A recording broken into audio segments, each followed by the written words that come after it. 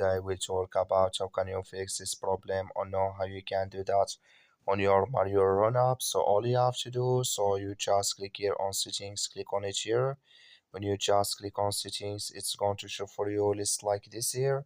So then all you have to do, you just go down here, you keep going down, you click here on apps, come to apps list here, and here you're looking for Mario run app, or just click on search. Then here the Mario run app is going to show for you like this, click on it. Then it's going to take you to this list, click on force stop, then you click on OK. Then you go down, just click on storage, come to storage list here, just click on clear cache. Then all you have to do, just go to your Play Store, click on it here, then you search here for Mario Run Up, it's going to show for you like this. You will find here update, click on it, then it's going to work with you. That's all you have to do. Thank you for watching. Don't forget to support us by liking, subscribe.